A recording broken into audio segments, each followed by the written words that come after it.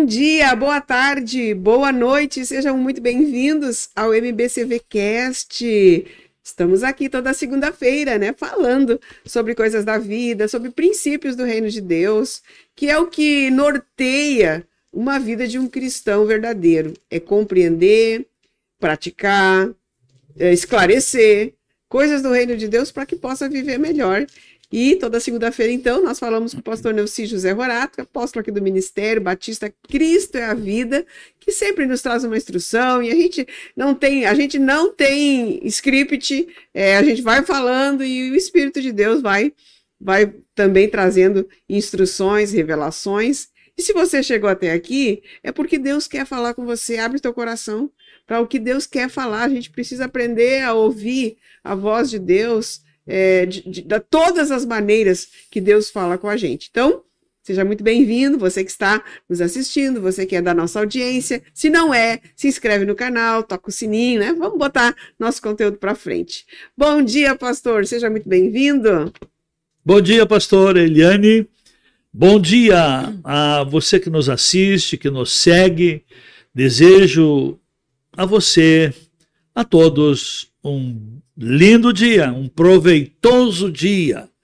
E a palavra de Deus é um alimento, olha, de muito valor para nos dar o equilíbrio emocional, para nos manter tranquilo.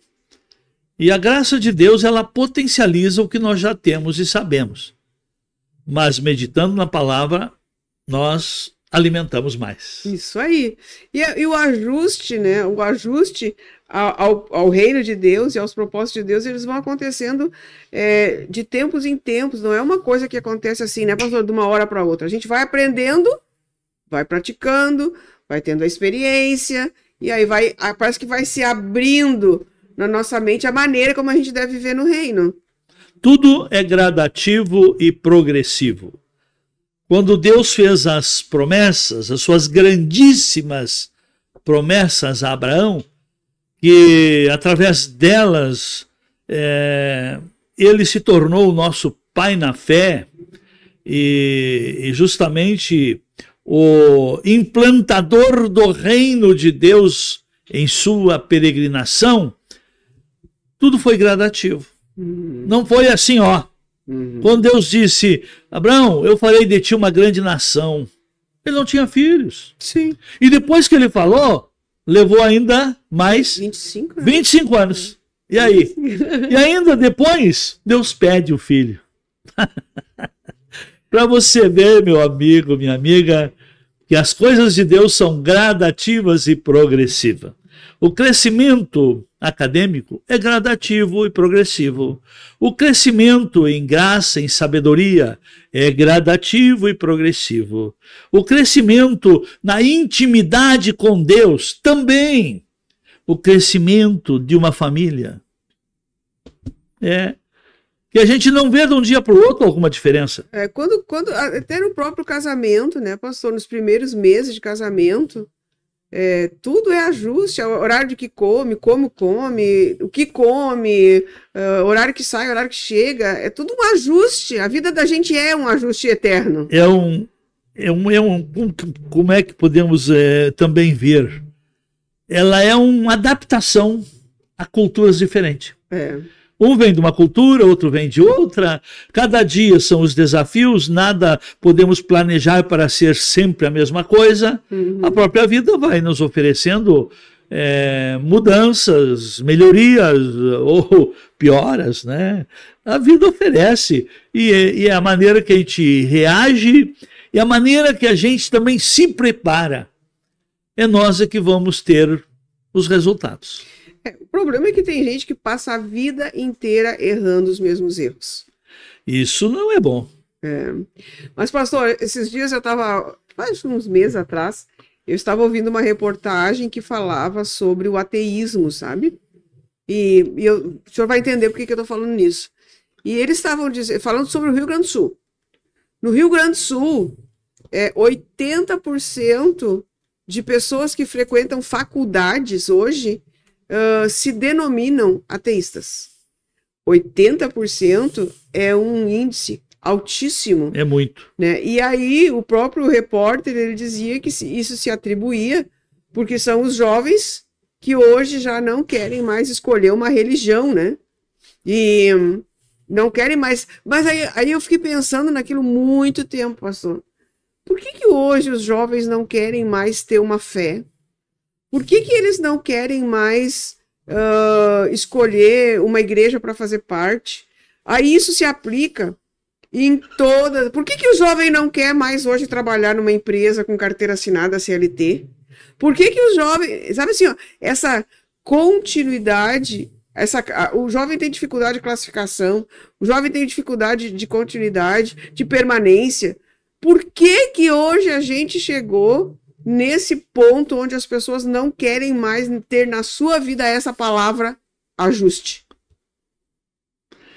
Estão decepcionados com resultados que está aí a mídia mostrando. Por exemplo, lá no começo, na minha infância, eu lembro que o sonho de uma criança era ser igual ao pai, igual à mãe. Era um sonho. Hoje, se perguntar para um junior e um adolescente com quem você quer se parecer, ele já sabe com quem não querem. Sim. Eles não querem se parecer com o pai ou com a mãe porque julgam os seus pais fracassados, retrógrados, julgam que estão errados. Eu não sei se isso faz parte da faixa etária ou do mundo de um adolescente. Eu, na minha adolescência, também achava meu pai um quadrado. E hoje, eu relembrando a vida dele, vi que ele era um homem muito sábio. Naquele tempo não tinha um mercado de trabalho e nós éramos só, de entre irmãos, 13. Nossa. E ninguém empregado. E como é que nós buscávamos a sustentabilidade? Nunca mendigamos, nunca vivemos de favores, a não ser oportunidades que alguém nos deu para a gente cultivar uma terra, para a gente fazer um trabalho de aproveitamento. Por exemplo, lá na década de 60, em que houve o desmatamento do Rio Grande do Sul, e justamente eu era um junior, adolescente, e o que se fazia? Queimavam aquelas madeiras tudo, para limpar o espaço, para plantar alfafa, para abastecer os cavalos do exército. Naquele tempo, a força do exército brasileiro era a cavalaria. Sim, era imponente. E então, que oportunidade a gente tirou naquele tempo?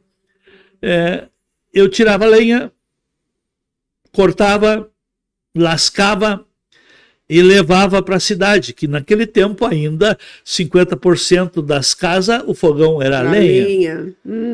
Então, vendia. Exatamente, e era uma vida de dificuldade, mas era uma vida de solução. Mas hoje, essa nova geração foi vendido um mundo virtual e não um mundo real. Quando que um junior e um adolescente hoje faz parte das tarefas da casa? Naquele tempo, nós entre 13 irmãos, cada um tinha a sua tarefa. Eu, como dos homens era o mais velho, eu ia mais longe. E os que ficavam em casa, era o cuidado da casa, dos animais domésticos, e assim. Então, por que hoje essa nova geração não quer nada com nada?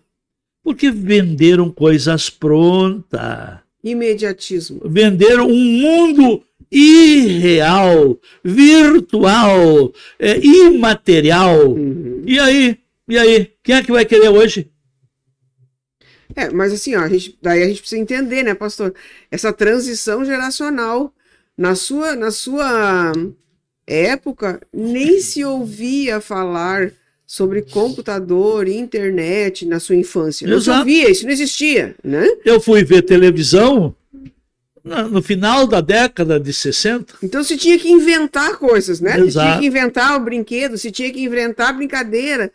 Na minha geração, que não é muito diferente, mas na minha geração, eu já comecei a ouvir falar e trabalhar com internet. Quando eu me tornei adulta, eu já trabalhei com internet já, né? No início da minha juventude. Só que essa geração agora é só isso. Não é outra coisa. E não é trabalhar, é se divertir. É se ocupar em termos de passatempo, de diversão. Mas o senhor já percebeu que tanto na sua geração quanto na minha geração, vamos dizer que a gente está mexendo no celular, pastor, e de repente dá uma travadinha, a internet para. O que a gente faz? Essa internet hoje não está prestando. É isso aí. Essa internet não está prestando. Porque mesmo que a gente não tenha nascido nessa era, a gente também incorporou algumas coisas. Agora o senhor imagina eles que nasceram nessa era. Então assim, ó, eles não têm experiência de comprometimento, eles não têm experiência de persistência, eles não têm experiência de continuidade, eles não têm experiência de esperar nada. Tudo precisa ser imediato. Aí, quando a gente fala de se ajustar ao padrão do reino de Deus, é muito distante. Não é fácil. Não é fácil porque não foram educados para isso. Não trazem de casa um bom legado. Então você falou a porcentagem de pessoas que se tornaram atôas, porque não existe ateu, existe um atoice. E a pessoa não acreditar em mais nada, não é com respeito a Deus, é com respeito à realidade da vida.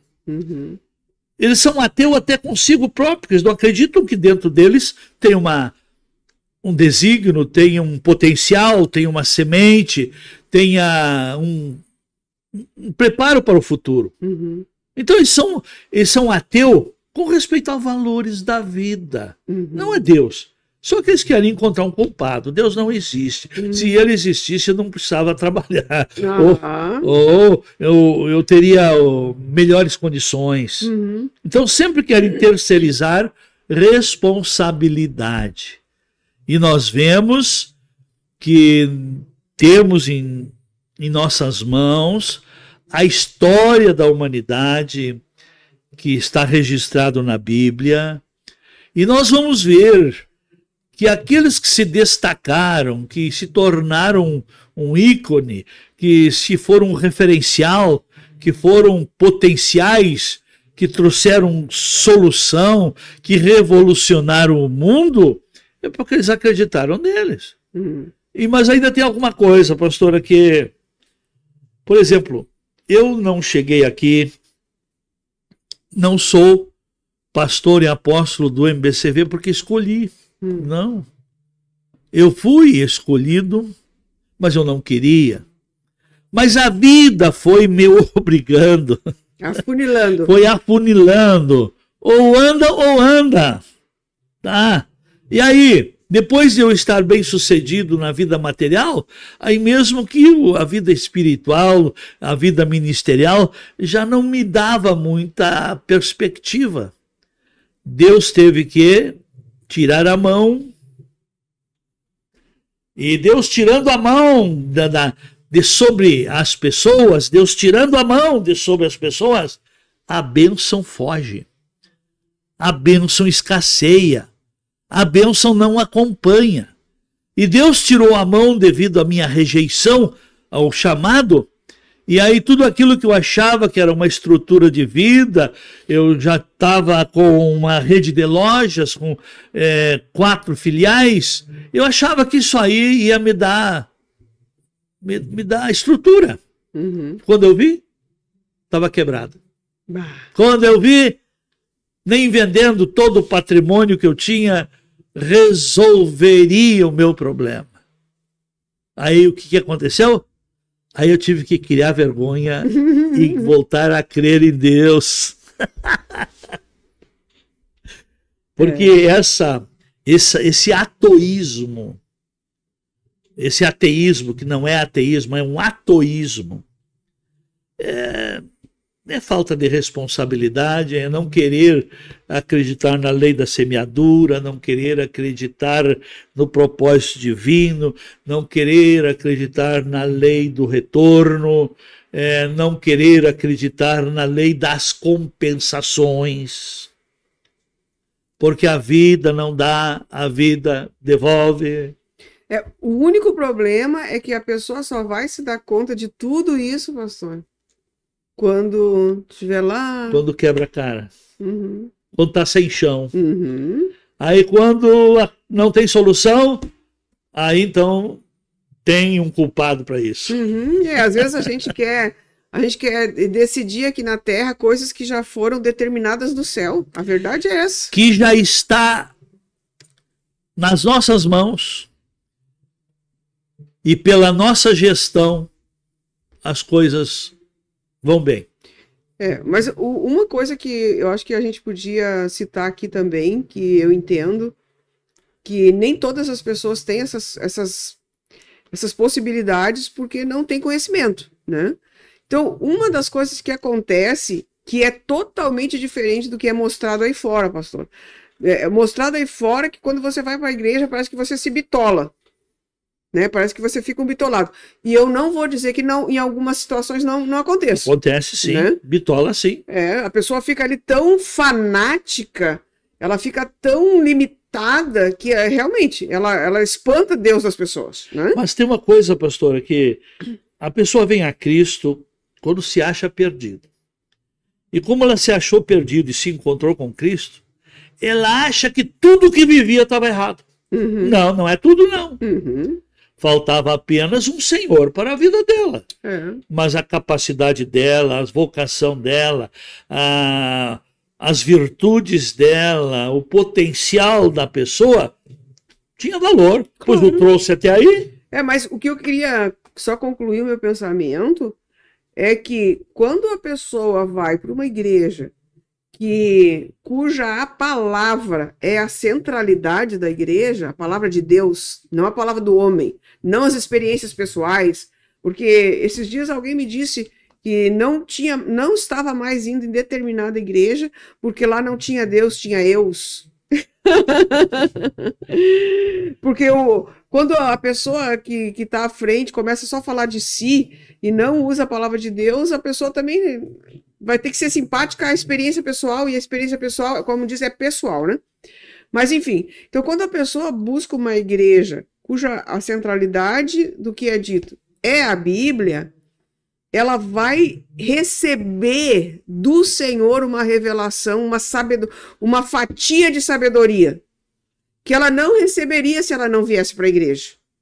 Tem isso, né, pastor? É isso aí. Então ela entra num círculo vicioso. Eu não vou para a igreja porque eu não quero me bitolar por causa das experiências que ela viu ou ouviu dos outros. Então, e ela não cresce em todas as áreas porque não vem para a igreja. Você observou a incoerência desses pensadores? O mundo também tem modelos bons e tem modelos ruins.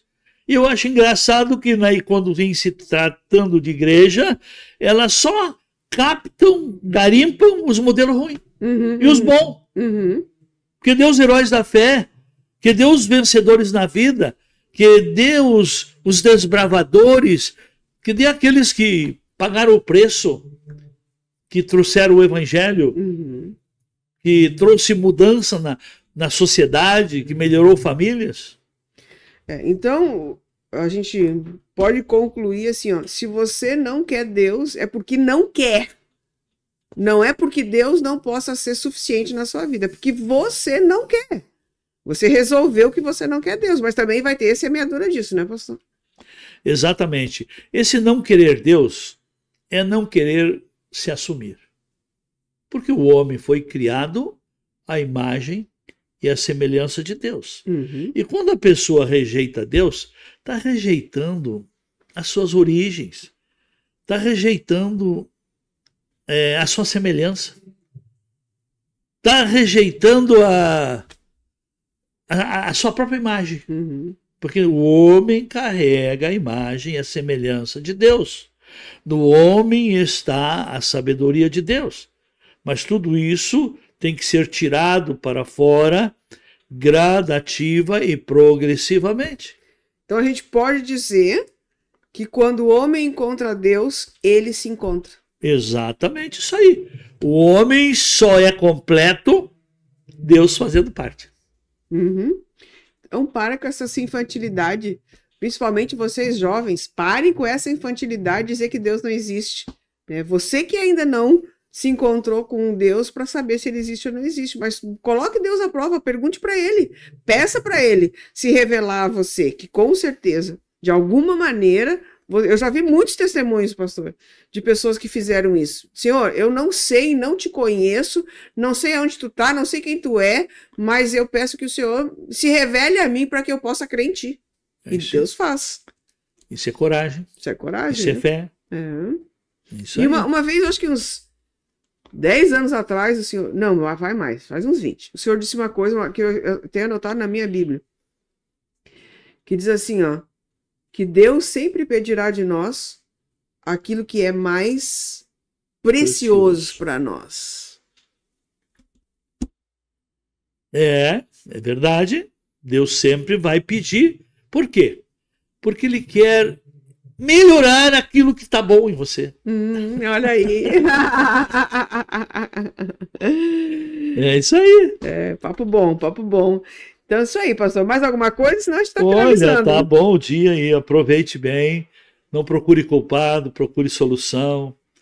Então, essa história de agora terceirizar responsabilidade, você que é anti-Deus, você é anti você mesmo. Você não aceita a sua imagem, você não aceita as suas origens, você não aceita o propósito para o qual você existe. Baixa a bola. Por isso Jesus disse, bem-aventurados os humildes, porque deles é o reino dos céus. Deus abençoe. Tchau, gente. Até semana que vem.